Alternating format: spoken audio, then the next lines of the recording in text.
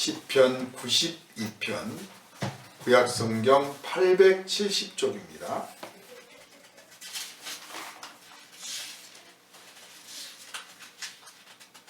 다 찾으신 줄 알고 제가 봉독하겠습니다.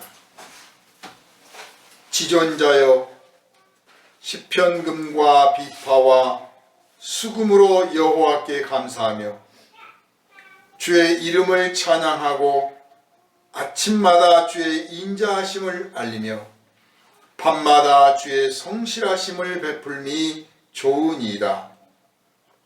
여호와여, 주께서 행하신 일로 나를 기쁘게 하셨으니 주의 손이 행하신 일로 말미암아 내가 높이 외치리이다. 여호와여, 주께서 행하신 일이 어찌 그리 크신지요. 주의 생각이 매우 깊으시니이다.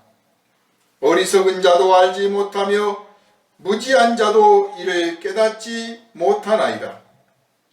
악인들은 풀같이 자라고 악을 행하는 자들은 다 흥왕할지라도 영원히 멸망하리이다. 여호와여, 주는 영원토록 지존하시니이다. 여호와여, 주의 원수들은 패망하리이다. 정녕 주의 원수들은 패망하리니 죄악을 행하는 자들은 다 흩어지리이다. 그러나 주께서 내 뿔을 들소의 뿔같이 높이셨으며 내게 신선한 기름을 부으셨나이다. 내 원수들이 보응받는 것을 내 눈으로 보며 일어나 나를 치는 행악자들이 보응받는 것을 내 귀로 들었도다. 의인은 종려나무같이 번성하며 레바논의 백향목같이 성장하리로다. 이는 여호와의 집에 심겼으며 우리 하나님의 뜰 안에서 번성하리로다. 그는 늙어도 여전히 결실하며 진액이 풍족하고 빛이 청청하니 여호와의 정직하심과 나의 바위 되심과 그에게는 불의가 없음이 선포되리로다. 아멘. 할렐루야. 아멘. 오늘은 그 인생이 잘된 사람이라는 제목으로 함께 은혜를 나누겠습니다. 기도합니다. 거룩하신 하나님, 우리가 주님 앞에 있음을 깨닫고 고백하고 감사하게 하시니 진심으로 감사를 드립니다. 하나님 모르고 하나님 떠나서 하나님 기뻐하시는 그 길을 떠나서 죄악의 길로 달렸던 우리를 예수 그리스도의 보혈의 능력으로 구원하시고 믿는 믿음 가운데 순종할 수 있는 힘과 용기를 주시고 날마다 이끌어 주시고 깨우쳐 주시며 우리가 주님께 아뢰고 고백하는 것들을 들어 응답하여 주셔서 우리가 주님의 자녀됨을 또한 고백하게 하시니 감사드립니다. 2021년이 저물어가는 이때 송년주일로 하나님께 영광을 돌리며 은혜의 말씀을 듣고자 하오니 우리의 심령을 열어주시고 주의 말씀이 우리의 심령 골수까지 새겨지게 하시며 하나님의 은혜를 찬양하고 고백하고 선포하게 하여 주시고 맞이하는 2022년을 주님의 은혜 가운데서 소망을 품고 담대하게 맞아 주님께 영광 돌리기 합당한 한 해를 설계하게 하여 주시옵소서. 오늘은 그 인생이 잘된 사람이라는 제목으로 함께 은혜 나누고자 하오니 시편 92편을 기록한 그 기자의 심령 속에 함께 하셨던 주님의 감동이 오늘 이 시간 우리에게 충만히 임함으로 하나님께 영광을 돌릴 뿐만 아니라 충만한 감사를 고백하게 하시고 우리 인생이 어떤 모습이었는지를 또한 깨닫고 주님 앞에 고백하게 하여 주시옵소서. 우리를 구원하신 우리 주 예수 그리스도 이름으로 간절히 기도하옵나이다. 아멘. 할렐루야. 아멘. 단 하나의 열매가 맺혔을지라도 자기 일을 사랑하고 그 나무를 사랑하는 농부는 그것을 감사합니다. 그것을 기뻐합니다. 소출이 적고 열매가 작아도 자기 삶을 사랑하는 사람은 그것을 감사하고 그것을 기뻐합니다. 감사함이라고 하는 것은 그 감사함으로 그치지 않고 소망을 일으킵니다. 우리가 소망을 품고자 한다면 먼저 감사할 줄을 알아야 됩니다.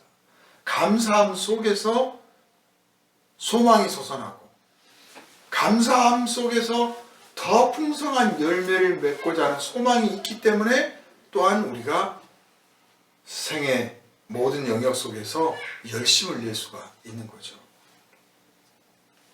그래서 우리의 힘을 이끌어내는 이 소망은 참 아름다운 것인데 이 소망이 바로 감사함에서 나왔다고 하는 사실을 깨닫고 우리가 습관적으로 감사할 줄 알아야겠습니다. 육체의 습관이 있듯이 마음의 습관이 있어요. 원망을 하는 것, 불평을 하는 것, 짜증을 내는 것 알고 보면 습관에 따라 나옵니다. 그래서 습관, 마음의 습관을 고치면 마음 버릇을 고치면 자꾸 감사하기로 하고 감사를 나에게 가르치고 감사를 배우고 감사를 입으로 선언을 자꾸 하면 불평 많고 짜증내고 원망 많고 한숨 쉬었던 사람이 어느 틈엔가 감사하고 기뻐하고 위로하며 격려하며 사람에게 축복을 선언하는 사람으로 변화되었음을 우리가 발견할 수가 있습니다. 반대로 이제 감사하지 않고 짜증내고 분노를 자꾸 하면 그 소망이 있어야 될 자리에 소망이 있지 않고 뭐가 들어오느냐? 탐욕이 들어와요. 소망이 있을 자리에 탐욕이 들어와서 탐욕이 들어오기 때문에 탐욕이 이끌어가는 인생이 됩니다. 하나님 보시기에 기뻐하시는 인생, 그리고 실제로 우리 삶을 정리했을 때 내 인생 참 잘 살았다라고 스스로 자평할 수 있는 인생은 소망이 이끌어가는 인생이에요. 반대로 탐욕이 이끌어가는 인생은요, 끊임없이 고단합니다. 왜냐? 탐욕이라고 하는 것은 만족을 모르는 거예요. 끊임없이 더 큰, 더 깊은, 더 어떤 욕심을 불러일으키기 때문에 탐욕이 이끌어가는 인생은 늘 불행하고 마지막에도 만족을 못해요. 그래서 소망이 있을 자리에 탐욕이 들어오는 것을 경계해야 됩니다. 소망이 있을 자리에 탐욕이 들어오지 않게 하려면 감사해야 되는 거예요. 감사하지 않으면 그 자리에 탐욕이 차지한다니까요. 그래서 작은 것도 감사해 버릇하면 사람이 어떤 모르는 사람들은 아이고 너는 그릇이 작아서 고만한 일에 감사하느냐라고 혹시 비웃을지 몰라요. 그러면 어때요? 그 사람이 내 인생 사는 거 아니잖아요. 그래 나는 그릇이 작아서 요만한 것도 감사하다. 그러면 되는 거예요 그냥. 탐욕스러운 사람들은 나는 그런 것에 감사 안 해. 나는 배가 부르고 아니 배가 터져야 감사할 거야. 그런데 한 번도 안 터집니다. 끝도 없는 거죠. 그래서 소망의 이끌림을 받지 않고 탐욕의 이끌림을 받은 그 인생, 그 삶의 결과란 뻔한 겁니다. 그런데 우리가 그런 사람 부러워하고 그런 사람 본받으려고 하고 있단 말이에요. 그래 이루어 놓은 것만 보는 거예요. 뭐 재벌이 되었고 무슨 뭐 국회의원이 되었고 뭐가 되었고 그것만 보지 그가 얼마나 탐욕에 이끌려 왔는지를 보지 못하는 거예요.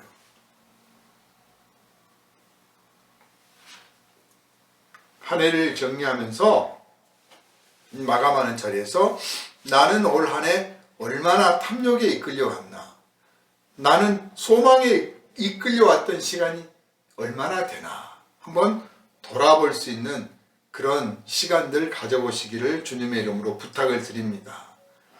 탐욕으로 이끌려가는 인생이라고 하는 것은 정말 결말이 허황합니다.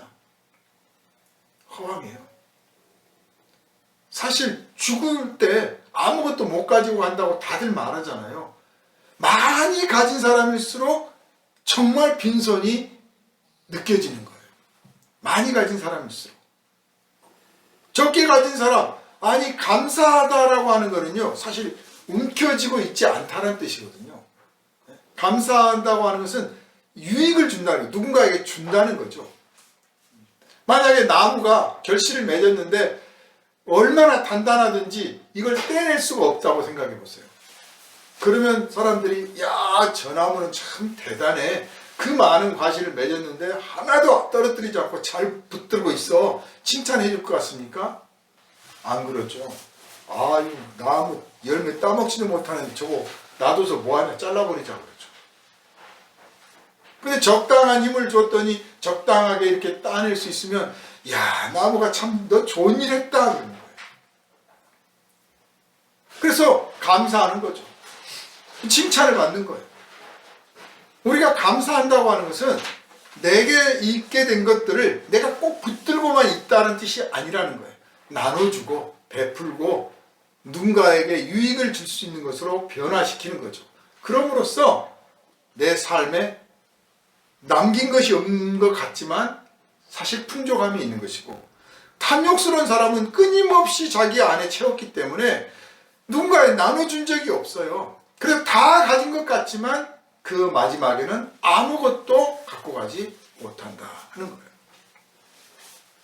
사실 우리가 살기가 힘들어지고 육신이 고단하면 되게 마음이 텅 빕니다. 네? 그리고 삭막해지기 마련이고, 감사는 개뿔 무슨 감사가 나옵니까? 원망 안 하는 것만으로도 대단한 거라고 스스로 생각을 할 정도가 됩니다. 또 입술로는 아이고 이 고생도 하나님이 주신 거니까 감사해요. 입으로는 얼마든지 감사하다고 할 수 있지만 마음 깊은 곳에서는 한숨을 푹 쉬면서 하나님 다른 사람한테는 다 주는데 왜 저한테는 안 주십니까? 그럴 수 있습니다. 그게 자연스러운 거죠. 인간이 자연스러운 거예요. 누구나 그렇습니다. 이 감사라고 하는 것은 억지로 솟아나지 않습니다. 억지로는 안 되는 거예요. 삶이 힘들면 힘들수록 짜증과 불만이 더 왕성해지지 감사는 나오지 않습니다. 그렇다고 해서 그게 자연스러우니까 마음 가는 대로 내버려 둘 것이냐. 마음 가는 대로. 그래 짜증나면 짜증내고 살지 그럴 것이냐. 그렇게 해서는 안 되는 이유는 사실 단순합니다. 내가 불평하고 원망하고 한숨 쉬고 투덜거리고 막 짜증내고 그러면 그럴 수 있어서 그러면 그냥 그걸로 끝나는 게 아니라 그것이 나를 지배하게 됩니다. 불평이 나를 지배해요. 원망이 나를 지배해요. 짜증이 나를 지배해요. 그래서 그 지배되었기 때문에 이제 불평스러운 눈으로 세상을 보고 원망하는 마음으로 사람들을 대하는 거예요. 그래서 우리가 불평의 지배를 받고 원망의 지배를 받고 짜증의 지배를 받으면 우리를 창조하신 하나님이 보실 때 내가 너에게 생명을 주어서, 생명이라는 게 뭡니까? 시간을 준 거예요. 시간을. 너에게 살 수 있는 삶을 누릴 시간을 너에게 주었는데, 생명을 주었는데 그 시간을 짜증과 원망과 불평과 막 저주와 한숨으로 채워서 삶을 누리지 못한다면 그 창조하신 하나님은 얼마나 참 안타까우며 슬픈 일이며, 또 창조받은 우리는 어떻습니까? 헛되이 보내버린 거죠. 헛되이 보낸 거예요. 그래서요, 무슨 선을 행하느냐 안 하느냐 그 어떤 것보다도 우리가 하나님 앞에서 짜증 안 내고 불평 안 하고 원망 안 하고 한숨 안 쉬고 사는 것이 먼저 기본이 돼야 됩니다. 먼저 감사할 줄을 알아야 돼요. 그 감사함이 있는 가운데 봉사도 하고 섬김도 하는 거지, 원망하면서 짜증내면서 불평하면서 봉사하느니 섬기느니 하면 하나님이 야, 너에게 준 생명을 너 자신부터 누려라. 너 자신부터 누려라. 농부가 씨를 뿌리면서 꽃씨를 뿌리든 뭐 풀씨를 뿌리든 곡식 씨앗을 뿌리든 또는 혹은 모종을 하면서 너 잘 살아라. 기본적으로 네가 잘 살아야 나에게 기쁨이 오는 거란 말이야. 그랬는데 씨를 뿌리고 모종도 잘하고 아주 좋게 뭐 만들어 줬더니 한참 지나서 보니까 싹도 안 나고 씨도 안 맺고 꽃도 안 피고 그러면 어때요? 한숨 푹푹 쉬면서 내가 이거 참 공연한 짓을 했구나. 우리에게 생명을 주신 하나님이 잘못입니까? 우리에게 삶의 기회를 주신 하나님이 잘못하신 것입니까? 우리가 그분께 드릴 수 있는 것은 감사함이 사실 전부입니다. 작은 것이라도, 보잘것없는 것이라도, 남들이 볼 때는 형편없다고 비웃을 만한 것이라도 내게 주셨으니 주여 감사합니다. 이것이 제 복입니다. 만족할 줄 알고 감사할 줄 알면 하나님께서 기뻐하실 뿐만 아니라 그 삶에 다른 것들을 또한 채워주실 줄로 믿습니다. 그래서 이렇게 주님을 섬기는 사람, 감사를 하려고 하는 사람은 이 감사가 결국 고백되기를 찬양으로 고백이 되는데, 찬양을 하려고 하는 사람은 오늘 본문에서 표현한 것처럼 춤과 노래와 시로 그리고 악기를 연주하여 찬양을 합니다. 찬양이라고 하는 것은 우리가 주님 앞에 드리는 감사의 최고봉이에요. 우리가 어버이날 제가 노래 불러드릴게요 해가면서 뭐 나실제 괴로움 부르잖아요. 내가 그 감사하는 마음을 최고로 표현하는 게 노래거든요. 사랑하는 사람에게도 최고로 표현하는 그 사랑의 고백이 세레나데로 부르잖아요. 똑같아요. 하나님께 드리는 감사의 최고 표현은 뭐냐? 찬양이에요. 그래서 우리가 주일 예배에 찬양을 부르는데 최고의 감사를 드리고 있다라고 하는 마음을 갖고 정말 감사하는 마음 속에서 찬양을 많이 부르시기를 주님의 이름으로 축원합니다. 아멘. 이 찬양이라고 하는 것은 예술성, 어떤 예술적인 실력보다도 그 진정성의 비중을 둔다. 그래서 세상 뭐 성악가들이 노래를 부르고 뭐 하더라도요, 이 찬송가 부분만큼은 다르게 하는데, 다른 거는 그냥 말 그대로 목소리로 연주를 하는 거잖아요. 근데 찬송가는 그 가사 전달이 더 중요해요. 연주보다도. 왜냐? 고백이거든요. 내가 누군가한테 사랑을 고백하는데 뭔 말하는 거야? 내가 알다니까 이러면 다 웃을 거예요. 내가 당신을 사랑이라고 뚜렷이 말해야 되잖아요. 그래서 우리가 찬송을 부를 때는 참 화음도 중요하고 뭐 발성도 중요하고 다 박자도 중요하고 다 중요하지만 무엇보다도 진정성 있는 고백, 이것을 가지고 찬양을 하는 것이죠. 그런데 이 찬양을 들으시는 분이 누구냐면 하나님이세요. 하나님이 만드신 이 천지 만물을 보십시오. 얼마나 그 솜씨가 놀랍습니까? 최고의 예술가예요. 그 최고의 예술가께서 우리가 드리는 찬양을 기쁘게 받아주셔요.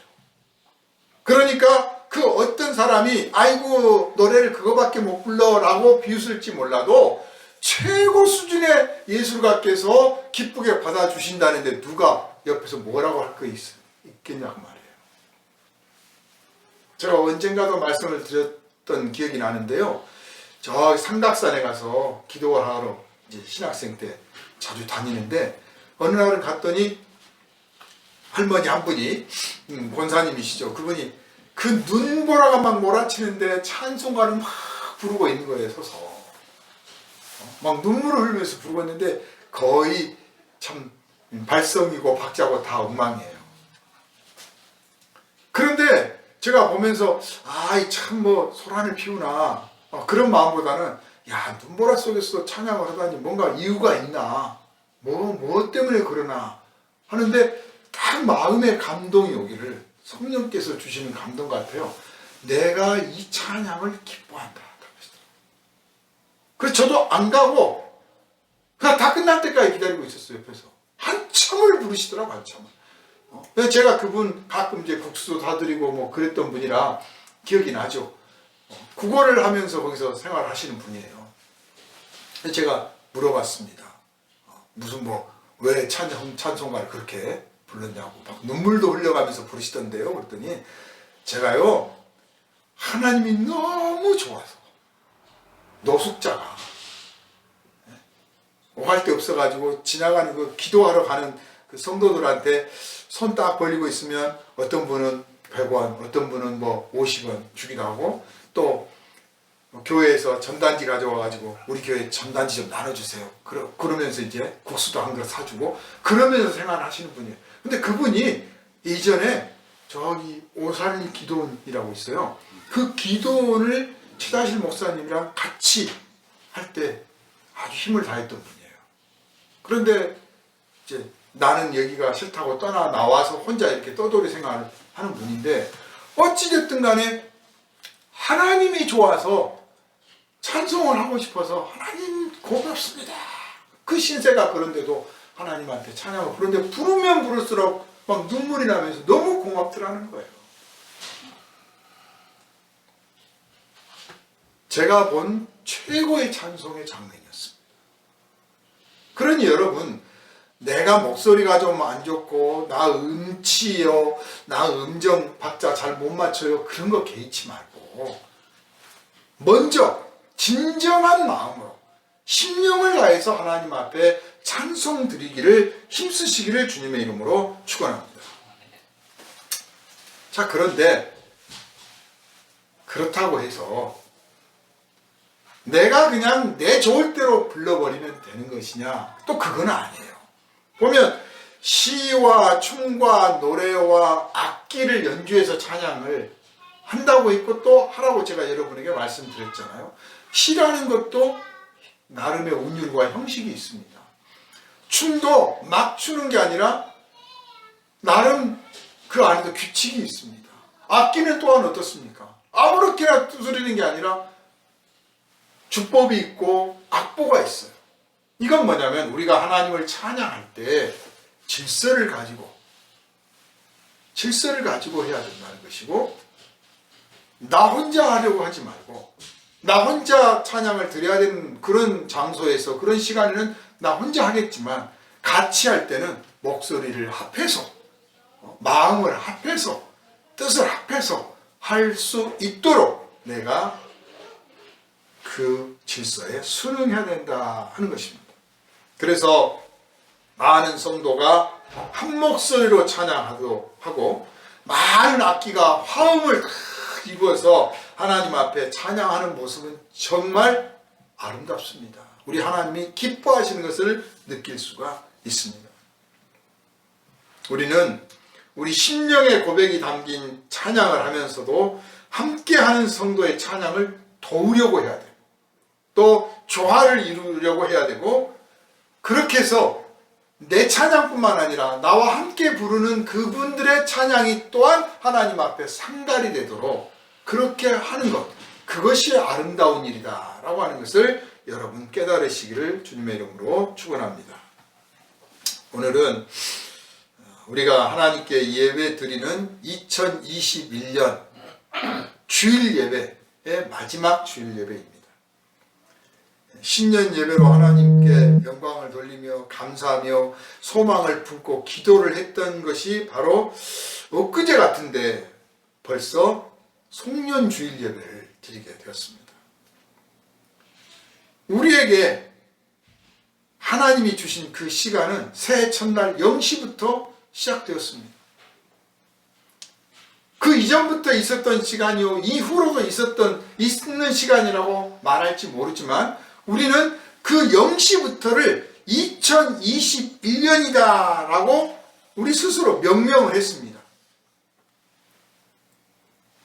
이 시간은 하나님이 우리에게 주신 선물입니다. 이 시간을 잘 쓰는 것은 우리 몫입니다. 어떤 사람은 그 선물을 받고도 그냥 노는 데 다 써버릴 수 있습니다. 어떤 사람은 그 시간을 일하는 데 다 쏟아 부은 사람도 있습니다.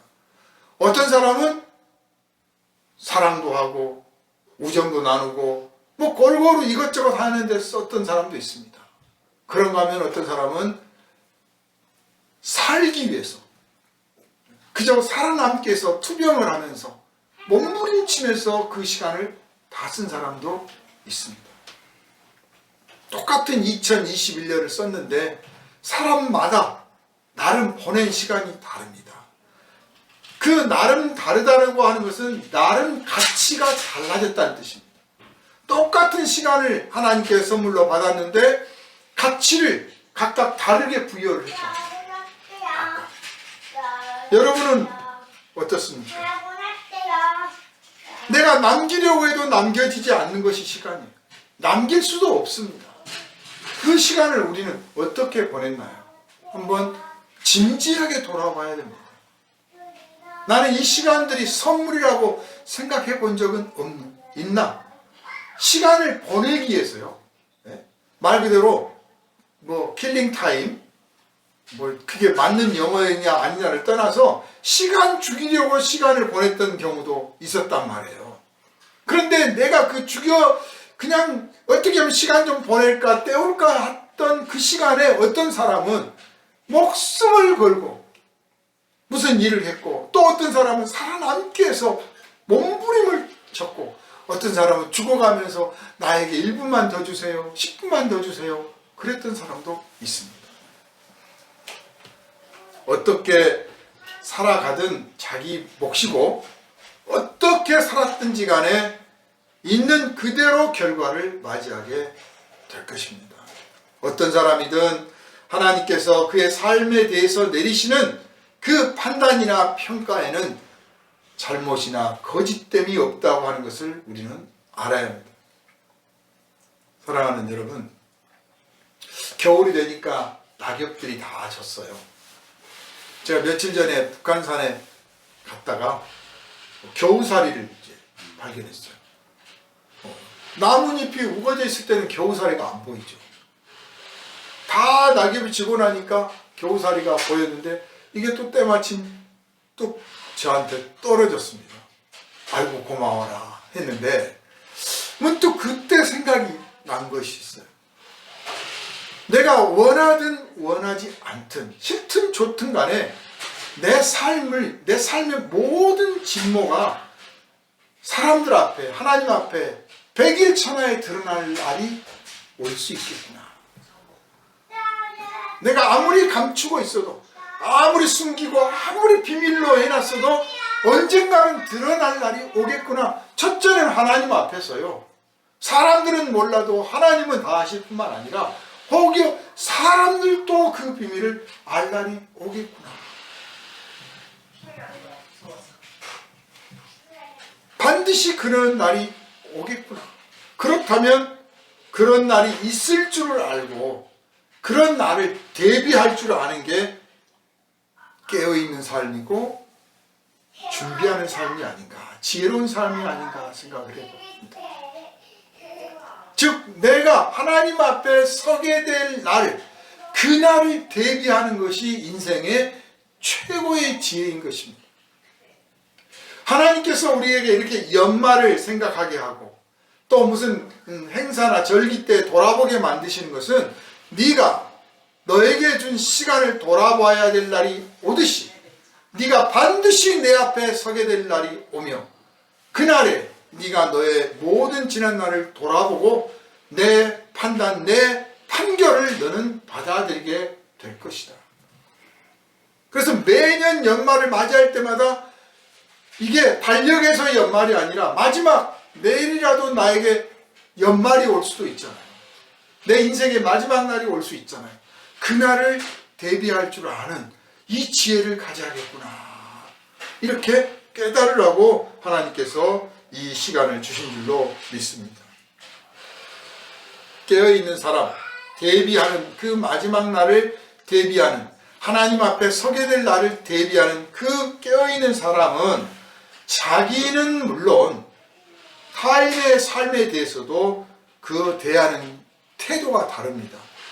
자기 삶을 대하는 태도가 달라요.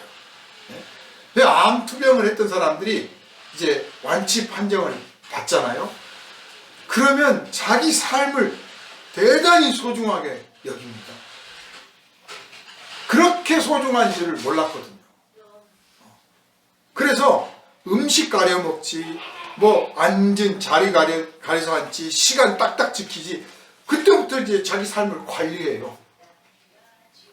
그래서 이 지혜 있는 사람은 자기를 그렇게 자기 삶에 대해서 다르게 대할 뿐만 아니라 다른 사람도 그렇게 대해요. 다른 사람도 삶에 대해서도 소중하게 여기는 거죠. 그 사람도 그렇게 된다는 걸 알기 때문에 그 사람한테도 함부로 음식 권하지 않고, 함부로 말하지 않고, 함부로 시간 뺏지 않습니다. 이게 진정한 지혜죠. 그래서 이 지혜 있는 사람들의 공통점이 뭐냐? 시간을 소중하게 여긴다는 거예요. 우리는 꼭 다 잃고 나서야, 혹은 거의 다 떨어졌을 때쯤 돼서 시간이 아깝다. 그때 좀 뭘 더 할 걸, 뭘 좀 아낄 걸, 그때 내가 뭘 좀 더 할 걸, 뭐 이런 생각들을 하는 거예요. 항상 꼭 모자랄 때, 다 떨어졌을 때. 지혜 있는 사람은 시간이 제일 소중한 줄 알아요. 왜냐하면 시간이 없으면 아무것도 소용이 없기 때문에. 내가 수천억을 가졌을지라도 내일 나에게 남겨진 시간이 없으면, 즉 오늘 밤에 내가 죽으면 그 수천억의 재산이 나에게 무슨 소용이 있겠습니까? 무슨 의미가 있겠습니까? 내가 무슨 계획을 세울 수 있겠습니까? 우리가 뭐라도 계획을 세우고 무슨 뜻을 품고 무슨 꿈을 꾸고 뭐를 하려고 하는 이유는 다 밑바닥에 내일 나에게 시간이 있다라고 하는 것을 믿고 있기 때문에 그런 겁니다. 내일 나에게 시간이 있기 때문이라고 생각을 하는 거예요. 그래서 시간의 소중함을 깨닫고 그 시간을 관리할 줄 아는 사람이 가장 지혜로운 사람이다. 이렇게 말씀을 드릴 수가 있습니다. 다시 초목 이야기를 하자면, 이 초목들은요, 우리가 눈에 드러나 보이잖아요. 얼만큼 자랐는지, 가지를 얼마나 뻗었는지, 어떤 꽃을 피웠는지, 또 열매를 얼마나 맺었는지 그냥 우리가 쉽게 평가할 수 있습니다. 말 그대로 눈에 보이는 대로 평가를 해도 무방합니다. 뭐 큰 잘못이 있을 수가 없어요. 그러나 사람은 그렇지 않습니다. 사람은 눈에 보이는 대로 평가해서도 안 되고 평가할 수도 없습니다. 단순히 눈에 보이는 대로만 평가를 한다는 것이 쉽지도 않을 뿐만 아니라, 사실 인간이라고 하는 것은, 인생이라고 하는 것은 드러난 것보다 드러나 보이지 않는 것이 더 많은 거예요. 그 사람 안에 뭐가 있는지 우리가 다 알 수가 없는 거예요. 나무하고 달라요. 그래서 나도 내 이웃도 타인도 정확한 판단을, 제대로 된 판단과 평가를 하실 수 있는 분은 오직 하나님 한 분밖에 없는 거예요. 내가 보기에는 저 사람 참 어설프게 살고, 내가 보기에는 저 사람 참 비뚤어지게 살아 보여도 그게 다가 아니라는 거예요. 반대로 저 사람 참 올곧고 저 사람 참 대단하다라고 평가해 왔는데 알고 보면 전혀 그렇지 않을 수도 있다고 말해요. 그래서 모든 진실을 아시고 모든 판단이 정확하신 공의로우신 하나님만이 이 인생에 대한 진정한 판단과 평가를 내리실 수 있고 제대로 된 판단을 내리실 수가 있다고 하는 것을 우리가 믿어야 되고 인정해야 되고, 그리고 그분 앞에 서게 될 것을 생각해야 된다는 거예요.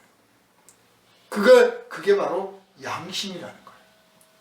하나님, 사람들은 몰라도 당신은 아실 겁니다 라고 말할 수 있어요.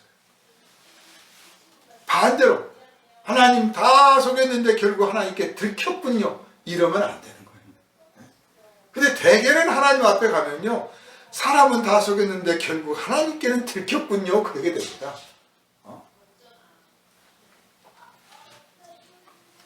그래서 시편에 이제 92편에 이런 표현을 하고 있지 않습니까? 우리가 보기에 저 악인들은 저렇게 잘 나가는데 하나님은 뭐 하시나? 또 저렇게 착하고 선한 사람은 왜 고난을 받고 저렇게 힘든 인생을 살아가도록 하나님은 왜 안 도우시나? 등등 우리가 알지 못하는 것들에 대해서 참 의심도 많고 의문도 품고 또 나름 평가도 하는데 보이는 것이 다가 아니다. 지금 눈에 보이는 것이 전부가 아니다. 들에 무성이 자란 그 풀은 아침에는 무성하지만 저녁에는 꼴을 베는 사람들이 와서 다 베버리고 말라버린 거예요. 그 영광이 지극히 짧습니다. 악인의 그 형통은 대단해 보이지만 그 영광이 지극히 짧아요. 악인은 자기의 형통을 자랑하며 기뻐하고 뻐깁니다. 그러나 그 형통이 일시적인 거란 말이에요. 그 끝이 얼마나 빨리 다가오는지, 그 끝 다음에 뭐가 있는지 전혀 몰라요. 알려고 하지도 않아요. 그저 지금 누리고 있는 영광을 막 뻐기고 자랑합니다. 그리고 그 영광을 위해서는 무엇이든지 자기가 원하는 대로 이루고자 하고 하나님을 두려워하지 않습니다. 온갖 수단을 동원해서 원하는 것을 얻고야 말고 그리고 즐거워하고 자랑합니다. 그러나 몇 조금 못 갑니다. 그러므로 성도는 시간 앞에 장사 없다고 그러잖아요. 그래, 네가 아무리 많은 것을 누리고 자랑할지라도 죽음을 피할 수 있겠느냐? 하나님의 심판을 피할 수 있겠느냐? 그렇게 생각하면서 부러워하지도 않고 나에게는 왜 그걸 안 주시냐고 원망하지도 않고 비교하지도 않습니다. 그냥 너는 그렇게 살다가 끝나는구나. 그렇게 살다가 끝나는 거. 예수께서도 말씀하셨잖아요. 가난한 자가 복이 있나니 천국이 저희 것입니다. 이 말씀을 들었을 때 그때 가난한 사람들이 얼마나 많았습니까? 이 예수님의 이 말씀에 전부 다 감동을 했을 겁니다. 감격을 했을 거예요. 여태 우리는 가난해서 이 땅에서 제대로 기 못 펴고 살지. 그러니 하나님께 바칠 것도 없어. 바칠래야 바칠 것이 없어. 저 부자들은 돈도 많이 벌고 누릴 것 다 누리고 또 하나님께 뭐 헌금도 많이 하고 재물도 많이 바쳐. 그러니 하늘에서 상도 클 거라고 생각을 해왔는데 예수께서 말씀하시기를 가난한 자가 복이 있나니 천국이 저희 것입니다. 아, 우리에게는 천국이 약속되어 있구나. 우리만 몰랐구나. 정말 복음으로 받아들이고 기뻐했을 거란 말이에요. 그렇게 말씀하실 수 있는 이유가 뭐냐? 그냥 단순한 논리로 그렇게 하시는 게 아니라 시간이라고 하는 것을 딱 놔두고 하시는 거예요. 가난한 사람은 이 땅에 가난했기 때문에 천국이 그리워져요. 천국 들어가기를 소망하고 천국에 들어가기 위해서 이 땅에서 소위 말하는 종교 지도자들이 가르치는 죄 짓지 마라, 나쁜 짓 하지 마라, 하나님 앞에 진실해라 하는 말씀을 그대로 받고 순종합니다. 왜냐? 천국이라도 가야 되니까. 반대로 부자들은 지금 잘 먹고 잘 살고 있으며 하는 대로 잘 되고 있으니 하나님 다 복 주셨으니 천국은 그냥 개평으로 들어가는 거예요. 뭐 안 들어가도 사실 이왕 들어가면 좋고 안 들어가도 무방해. 벌써 여기가 좋은데요 뭐. 그래서 천국을 간절히 바라질 않아. 그래서 천국 못 들어간다는 말을 두려워하지도 않아. 그래서 죄 짓지 말고 빼앗지 말고 욕심내지 말고 속이지 말고 뭐 이래 하지 말라고 해도 하나님 봐주시겠지. 내가 헌금 많이 하고 침을 많이 바치면 천국 들어가게 해주실 거야. 거래를 하려고 해. 거래를 하려고. 그러니 당연히 천국을 못 들어가는 거죠. 그 행한 공로로 평가를 해도 당연히 안 되고, 구원의 손길을 내미시는 그 하나님의 아들 예수 그리스도를 붙잡으려고도 하지 않는다는 거예요. 시간이 오면 딱 평가가 내려집니다. 예수께서는 악인을 나쁜 열매를 맺는 나무로 비유를 하셨어요. 좋은 나무에서 좋은 열매를 맺고 나쁜 나무에서는 나쁜 열매를 맺느니라 그랬어요. 그러니까 뭐 고민할 게 없어요. 어떤 사람들이 묻습니다. 뭐가 나쁜 열매예요? 뭐가 나쁜 나무예요? 그럼 참 할 말 없어요. 제가 어제 어떤 분한테 성탄절 즐겁게 보내십시오 그랬더니 어떻게 보내야 즐겁게 보내는 거예요? 그러시더라고요. 그래서 아, 이분은 평생 시비를 붙고 사는구나. 아니, 내가 어떻게 합니까? 자기가 알지. 내가 평시에 맛있는 음식을 먹고 즐거워하면 아, 맛있는 음식 먹으라는 거구나 하고 자기가 알아서 이해를 해야 되는 거예요. 근데 나쁜 열매가 뭐냐? 해석이 여러분 몫이에요. 정해놓고 요건 나쁜 열매입니다. 요건 좋은 열매입니다. 할 필요가 없어요. 아, 이게 나쁜 열매입니다. 라고 알 수 있어요. 그게 특별히 어긋나지 않아요. 누구라도 다 알 수 있는 겁니다. 나쁜 나무가 나쁜 열매를 맺어. 나쁜 열매란 아무리 많이 맺어도 소용이 없는 열매를 나쁜 열매라고 해. 아무리 많이 맺었어도 소용이 없어. 그럼 소용이 없다는 게 뭐냐? 먹을 때도 먹을 수도 없고 뭐 쓸 데도 없고 무슨 염료로도 못 쓰고 그냥 동물들도 안 먹고 새도 안 먹어. 그냥 저 혼자 맺었다가 떨어지는 열매, 그게 나쁜 열매예요. 즉 누군가에게 조금도 유익이 되지 않는 거예요. 나쁜 사람이란 어떤 사람이냐? 뭐 살인, 강도하고 도둑질하고 꼭 그것만 나쁜 게 아니에요. 다들 그렇게 하는데 누군가에게 유익이 되지 못하는 인생이 나쁜 인생인 거예요. 그 사람이 바로 악인이라는 거예요. 자, 그러면 2021년 우리 한번 돌아봅시다. 내가 올 한 해 맺은 열매는 어떤 열매인가? 맺기는 맺었는데, 맺기는 맺었는데 열매라고 많이 맺어놨는데 이게 과연 나조차고만 하는 게 아니라 누군가에게 유익이 되는 열매인가? 모든 사람에게 유익이 되는가 아니면 특정인에게 유익인가? 또 열매를 맺긴 맺었는데 한 개를 맺었나 두 개를 맺었나 한 100개쯤은 맺었나? 한번 돌아봅시다. 다른 사람이 딸 것도 없어요. 내가 내 나무 열매 내가 따보는 거예요. 그거 오늘 마지막 이 예배 자리에서 하나님 앞에 주여 제가 이 열매를 거두었나이다 하고 보고 드리는 자리예요.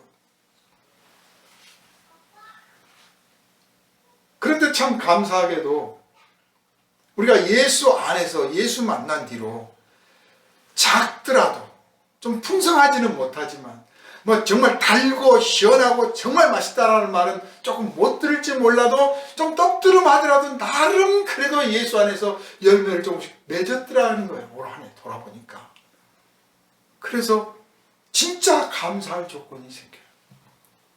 그냥 내가 계획하고 꿈꾸고 사업을 추진하고 뭐 이런 일이 잘 돼서 혹은 풀려서 혹은 뭐 건강을 뭐 회복하게 돼서 무슨 뭐 누구를 만나게 돼서 그래서 감사합니다 하는 단순한 게 아니라 하나님 안에서 예수 만난 이후로 내가 이런 열매를 조금 맺게 되었습니다. 남들 보기에는 그 풍성하지 않고 남들 보기에는 정말 달고 맛있는 열매가 아닐지라도 주여 제가 이 열매를 맺게 되었으니 감사합니다 라고 고백을 드릴 수 있는 그런 송년주일을 우리가 맞이할 수 있게 되었다는 것에 대해서 주님 앞에 진심으로 감사를 드립니다. 우리는 나름 사랑의 열매도 조금 맺었고 감사라고 하는 열매도 맺었고 형제와 이웃을 위해서 기도를 한번 해본 적이 없던 사람이 진심으로 기도를 하는 그런 열매도 맺어봤고, 정말 사람들이 보기에는 하찮게 보일 수도 있어요. 그러나 하나님은 받으셔요. 최고의 예술가요, 가장 정직하신 분이요, 가장 의로우신 분이요, 가장 사랑이 많으신 분이 내가 너의 열매를 기뻐하고 내가 너의 열매를 받겠노라 그러신단 말이에요. 그러니 올 한 해, 내 한 해 되돌아봐서 되어진 일들, 내가 꿈꿔왔던 일들 이루어진 것, 그것만 감사할 게 아니라 하나님 앞에 맺게 된 이 열매를 가지고 하나님 앞에 깊이 감사하고 찬송하는 이 시간 되시기를 주님의 이름으로 축원합니다. 살아있기 때문에 나무가 비바람을 맞듯이 우리가 죽어 있으면 문제도 안 생깁니다. 살아있는 나무가 비바람을 맞고, 그래서 가지가 꺾이기도 하고 꽃이 떨어지기도 하고 그러는 거예요. 우리가 죽어버렸으면, 죽어서 무덤에 있으면 어려운 일도 안 겪고 누구 말도 안 듣고 힘든 일도 없고 돈 필요할 일도 없고 아무것도 소용없는 거예요. 그러나 우리가 살아있기 때문에 비바람을 맞고 눈보라도 맞고 그러는 거 아닙니까? 그러니 살아있는 시간이라고 생각한다면 감사할 일인 거죠. 그리고 주여, 이 고비를 이겨나가게 해주십시오. 내가 살아있는 한 절대 지지 않습니다. 내가 살아있는 한 절대 굴복하지 않습니다. 이겨낼 겁니다. 이렇게 주님 앞에서 말할 수가 있고, 살아있기 때문에 성장하게 돼 있어요. 모든 살아있는 것은 성장합니다. 성장이 멈추는 것은 곧 병들었거나 죽어간다는 뜻이에요. 겨울에 나무들이 우리가 나이테를 보면 성장이 멈췄다고 다 그래요.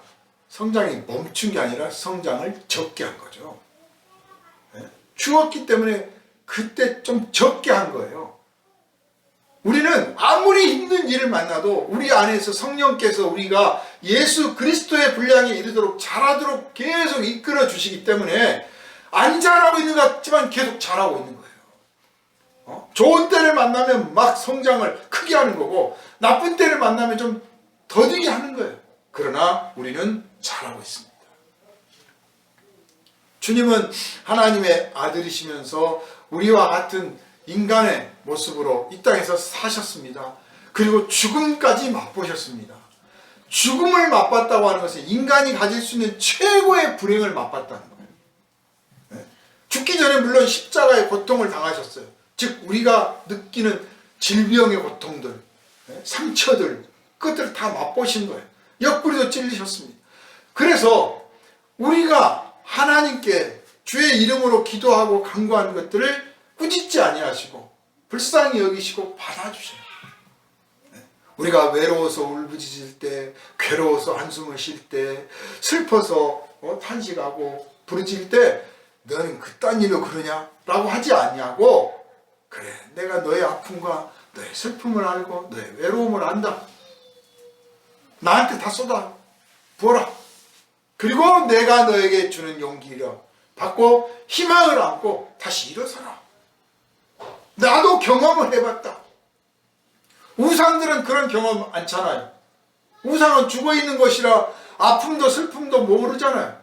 그러니 거기다 대고 뭘 아무리 빌어도 뭐가 나오겠습니까? 직접 우리와 똑같은 삶을 경험하신 그분이야말로 우리의 고충을 누구보다 잘 아시는 분이에요. 성경을 보면 예수님이 먹을 것이 없었을 때도 있었고, 돈이 떨어졌을 때, 돈이 필요할 때도 있었고, 다 여러 가지 우리가 인생에서 겪게 될 일들을 다 맛보시고 또 제자들을 그 가운데서 인도하셨던 장면들을 봅니다. 그래서 우리가 기도할 수가 있는 거예요. 기도할 수가 있습니다. 비바람이 불고 눈보라가 쳐도 아무 변동이 없는 나무는 플라스틱이에요. 조합니다. 살아있는 나무는 가지가 꺾이기도 하고 휘기도 하고 꽃이 떨어지고 잎이 지기도 하고 겨울에 꼭 움츠리기도 하고 그러는 겁니다. 그러니 이 조건을 원망하지 말고 살아있음을 먼저 느끼고 감사할 줄 알아야겠습니다. 그렇게 해서 올 한 해 우리가 지금 성장해 왔습니다. 이렇게 성장하게 해주신 우리 주님께 진심으로 감사하고 찬송하며 영광을 돌리시기를 주님의 이름으로 축원합니다. 그리고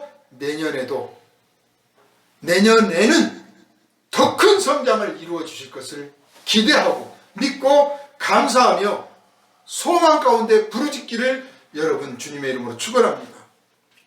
오늘 시편은 주께서 내 뿔을 들소의 뿔같이 높이셨으며 내게 신선한 기름을 부으셨나이다. 정말 멋진 고백을 했어요.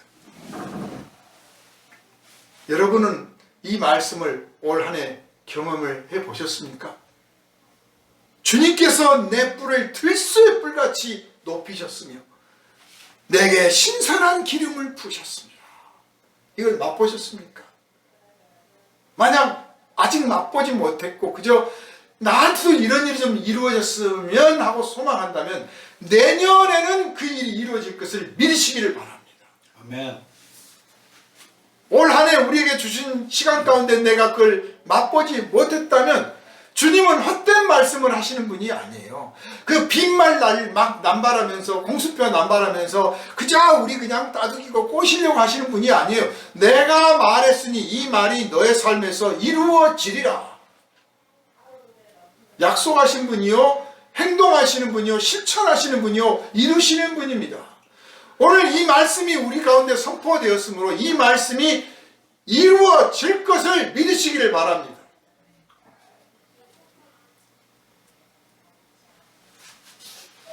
들소의 뿔같이 내 뿔을 높이셨다라고 하신 이 말씀은 우뚝 선 인생을 말하는 거예요. 다 찌그러지고 괴롭고 한숨만 나오고 아무 희망도 없고 아무것도 할 수 없다고 좌절했을 때 어느 순간에 내가 똑똑하고 내가 지혜가 있어서가 아니라 하나님이 내게 기회를 주셔서 내 뿔을 높이시며 내게 기름 주셔서 갑자기 내 삶에 생기가 솟고 내 삶이 윤택해지고 내 삶에서 생명의 진액이 막 솟아나고 사람들에게 감사와 찬송을 말할 수 있게 되는 것, 이것이 주님께서 하신 일이고 내년에도 이렇게 해 주실 줄로 믿습니다. 시편 기자는 의인은 종려나무같이 번성하며 레바논의 백향목같이 성장하리로다.